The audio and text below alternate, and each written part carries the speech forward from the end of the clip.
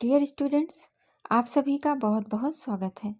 इस वीडियो में आप देख रहे हैं हिंदी साहित्य का स्वर्णकाल किसे कहते हैं, या फिर भक्ति काल को ही हिंदी साहित्य का स्वर्णकाल क्यों कहा जाता है।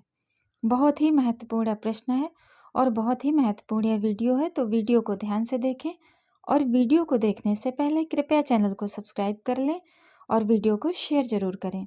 और इसके पहले के वीडियो भक्ति काल का उदय और विशेषताएं अवश्य देखें, बहुत ही महत्वपूर्ण वीडियो है।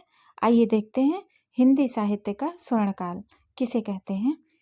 हिंदी साहित्य के 4 कालों में केवल भक्ति काल ही ऐसा है जिसे स्वर्णकाल कहा जाता है, और हिंदी साहित्य के 4 कालों में केवल भक्ति काल को ही अपने सामाजिक, नैतिक, साहित्यिक मान्यताओं के कारण स्वर्णकाल कहा जा सकता है। आदिकाल जो था वो आश्रयदाताओं के प्रशस्ति गान का काल था। वीर गाथा काल निश्चय ही युद्ध के भयानक जात, तलवारों की झंझनाहट तथा तीरों के सनसनाहट का युग है। इस काल का साहित्य केवल वीर तथा श्रृंगार रस तक ही सीमित है। इस युग की वीरता निश्चित रूप से अद्वितीय है, जो कि मुर्दा दिलों को जीवित कर सकती है, लेकिन इसमें वह बात नहीं है जो भक्ति काल में है, क्योंकि इसमें जो है लोकहित की भावना नहीं है। हिंदी का रीतिकाल जो था वो वासना तथा विलासिता का कुंज है। इस प्रकार हिंदी साहित्य का आदिकाल और रीतिकाल तो इस प्रतिद्वंद्विता में बिल्कुल नहीं ठहर सकते। आधुनिक काल का साहित्य अपनी व्यापकता और विविधता की दृष्टि से विचारणीय है, लेकिन अनुभूतियों की गहनता और भाव प्रवक्ता के क्षेत्र में यह काल भक्ति काल के सामने नहीं आ पाता। दूसरी बात यह भी है कि आधुनिक काल साहित्यिक उपलब्धियों के होते हुए भी अपनी प्रवृत्ति में नित्य ही परिवर्तनशील है। भक्ति काल के साहित्य का उद्देश्य जो है वो सर्व उत्थान है।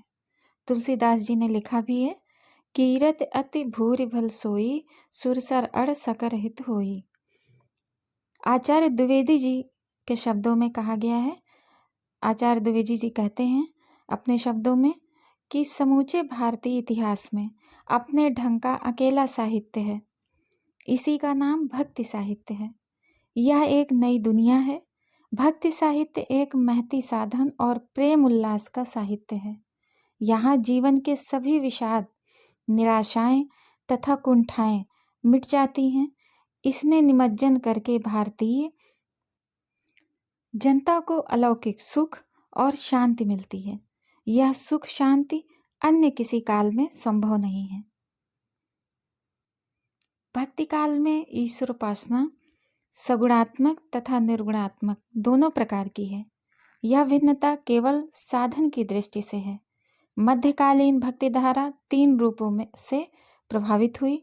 एक धारा हठ योग के रूप में कबीर आदि संतों की वाणी में प्रकट हुई। दूसरी धारा जयदेव तथा विद्यापति के माध्यम से मधुर पदों में व्यक्त हुई। और तीसरी धारा राम तथा श्री कृष्ण की सगुण भक्ति के रूप में प्रकट हुई है। इन तीनों धाराओं की अपनी विशेषताएं हैं। भाव की भक्ति काव्य में हृदय, बुद्धि और आत्मा को एक साथ तृप्त कर देने की शक्ति और क्षमता है। इसमें ज्ञान, कर्म तथा भक्ति की त्रिवेणी बहती है। इसका काव्य सौंदर्य तथा धार्मिक भावुकता हृदय को आनंदित कर देता है। भक्ति साहित्य में हृदय और मस्तिष्क, भाव और विवेक का ऐसा मणिकांचन संयोग हुआ है कि पाठक को बार बार कहना पड़ता है, गिरा अनयन नयन बिनु बानी। यह गौरव अन्य किसी काल को नहीं प्राप्त है। निर्विवाद है कि भक्ति काल का साहित्य जहाँ एक ओर उच्चतम धर्म की व्याख्या करता है, वहीं उच्चतम काव्यों का भी दर्शन कराता है। इसकी आत्मा भक्ति है, उसका जीवन स्रोत रस और कलेवर मानवी है। भक्ति काल के विषय में डॉक्टर श्याम सुंदर दास ने लिखा है, जिस युग में कबीर, जायसी, तुलसी, सूर, सुप्रसिद्ध कवियों और महात्माओं की दिव्य वाणी उनके अंतःकरणों से निकल देश के कोने कोने में फैली थी, उसे साहित्य के इतिहास में सामान्यतः भक्ति युग कहते हैं। निश्चय ही यह हिंदी साहित्य का स्वर्ण युग था।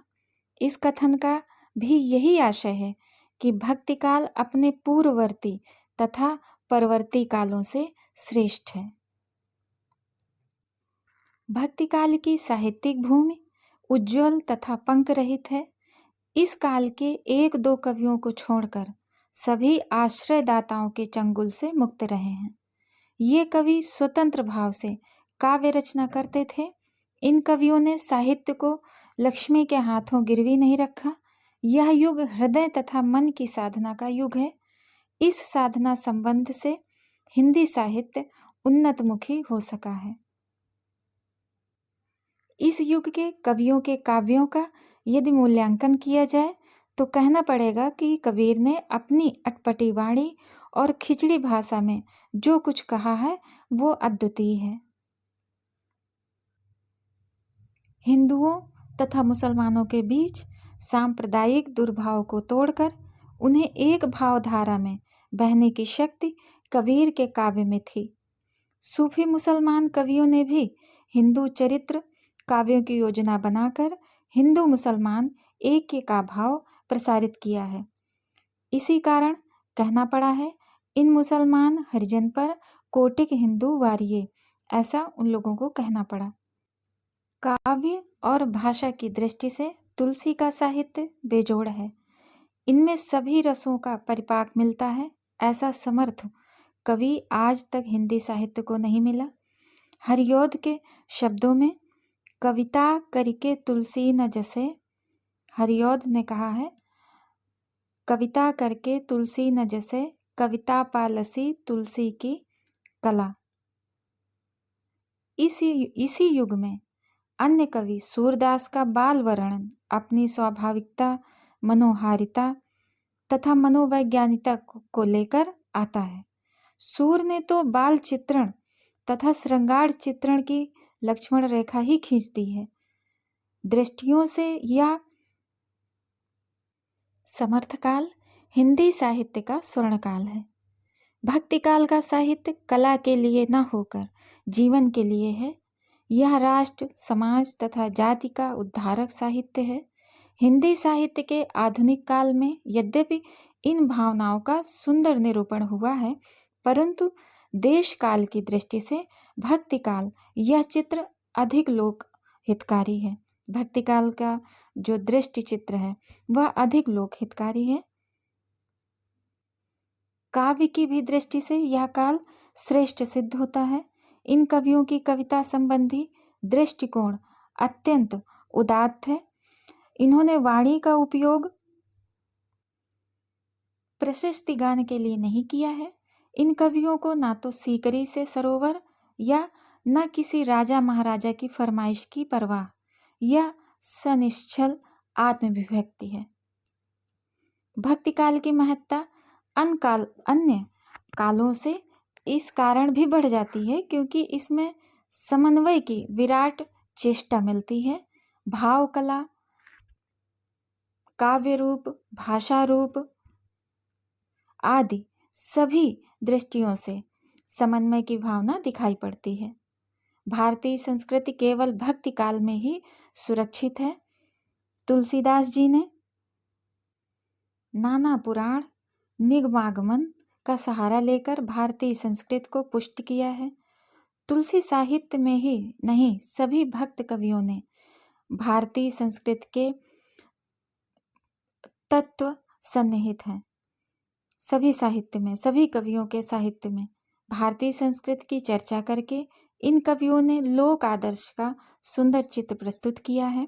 इस प्रकार काव्य रूप, लोकप्रियता, संगीतात्मकता, रचना शैली, आध्यात्मिकता आदि बातों के आधार पर हम इसी निष्कर्ष पर आते हैं कि भक्तिकाल ही हिंदी साहित्य का स्वर्णकाल कहलाने का अधिकारी है। भक्तिकाल को ही स्वर्णकाल, हिंदी साहित्य का स्वर्णकाल कहा जाता है क्योंकि भक्तिकाल में ही हमारे समाज का उद्धार करने की प्रवृत्ति, लोकहित की प्रवृत्ति भक्तकाल में ही दिखाई देती है। डियर स्टूडेंट्स, आशा करते हैं कि यह वीडियो आपके लिए उपयोगी होगा और इसी तरह के अन्य वीडियोस को देखने के लिए, अन्य उपयोगी वीडियोस को देखने के लिए आप कृपया चैनल को सब्सक्राइब कर लें और वीडियोस को शेयर ज़रूर करें और हमारे इसके पहले के भक्तिकाल के वीडियोस ज़रूर देखें, जिसमें आप भक्तिकाल का उदय, भक्तिकाल का विकास, भक्तिकाल की विशेषताएं देख सकते हैं। बहुत ही महत्वपूर्ण वीडियो है आपके लिए। हम आपके मंगल जीवन की कामना करते हैं। Have a nice day.